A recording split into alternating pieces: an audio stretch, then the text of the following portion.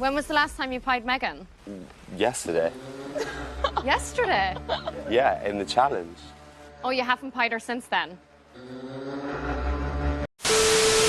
Hey guys, welcome back to my channel.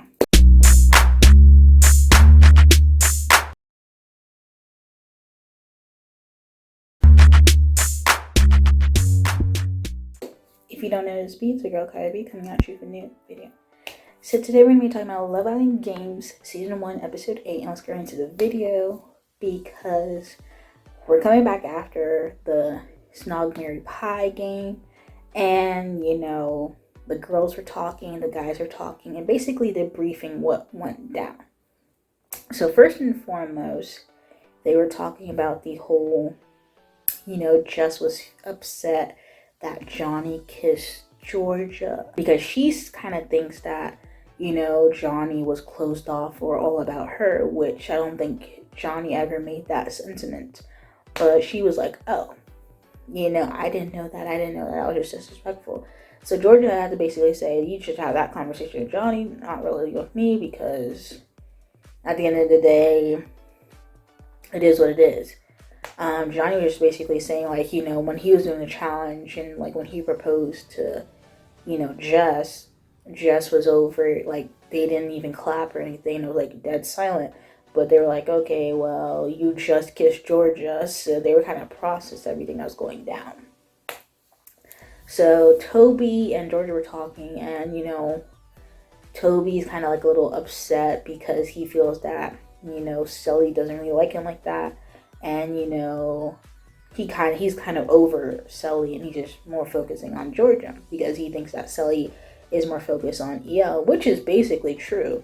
Sully just noticed that, you know, when she was coupled with Toby, you know, he wasn't doing things to reassure her that she was, like, you know, she really liked her or whatever. Moving on, we see Megan. Megan pulls Eyal for a chat, and you know, she was basically talking about the challenge, and she says that, oh, you know, after seeing all the girls were kissing Eyal, she wanted to kiss him too, and she basically asked for Eyal to kiss her, and Eyal was like, no, I just kissed Sully, because that's what he did earlier that night. He kissed Sully outside of the challenge when they were talking one-on-one, and then Megan was going to ask for a chat. Because he was asking about, like, okay, what about you and Kara? And she's like, oh, and, you know, she's not there yet. It's kind of a little worrying for her.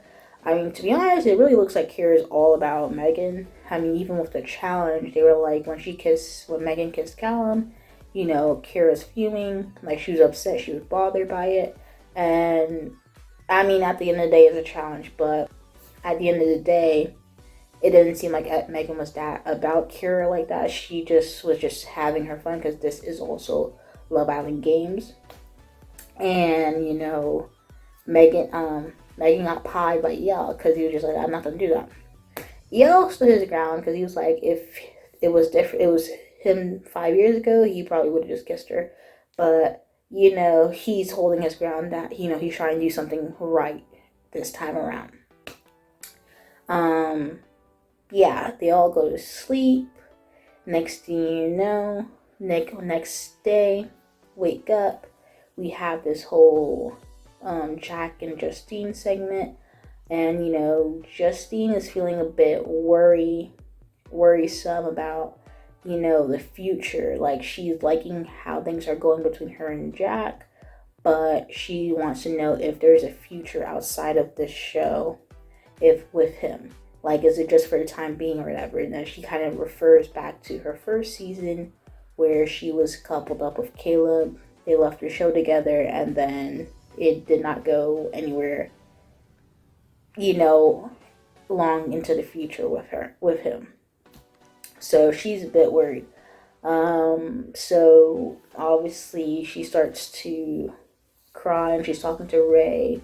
And, you know, Ray's comforting her and whatnot. And, you know, she's asking about how Ray feels about money and things like that. And, like, it's natural to think about the future. But this is also Love Island Games. It's not, like, the real version of Love Island. Even though having a real connection is a bonus, this is also a game show. which I think Love Island always been a game show, but now for the UK, they don't do the whole, take the money and run situation, because I don't think anybody ever did that. But with that being said, they still have that format of if you have the envelope of zero or the money, you can choose to split it or keep it. But yeah, it's at the end of the day, it is still a game. Also see the whole Johnny and Jess situation, and Johnny really is just finessing Jess because he had a chat with Georgia basically saying that he is open with Georgia. He told Jess that Jess is getting finessed by Johnny. She's hanging on to his every word. She's trying to pretend like she doesn't feel bothered. She's always fuming. She's always fuming every time he's talking to another girl. But he's gonna play just like a fiddle. Like, he's talking to Georgia, and Georgia's like, opening to him, and he's opening to her. And, but he still has Jess, like, I got Jess, da-da-da-da. It is what it is, that's that. Get to the game. The game is like the biggest thing of the entire episode. Maura Higgins, she comes to host this game of knowing me, knowing you, and the couples have to guess what the other couple is thinking. So in this episode, the highlights from this whole situation was that Eyal told Jack about Megan asking for a kiss, and they kept it to themselves. So in the challenge, they were like, who would you leave on red? And they said Megan. And then they were like, oh, because the whole pieing situation, and that's the only person that he has, some type of tiff with. So Maura asked Eyal, is that the only time you pied Megan? So that question was just like,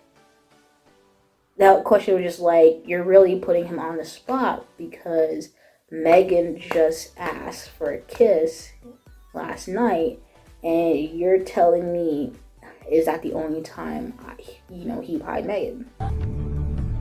Maura fucking put me right in it. No, maybe I have. I guess that's a conversation for later.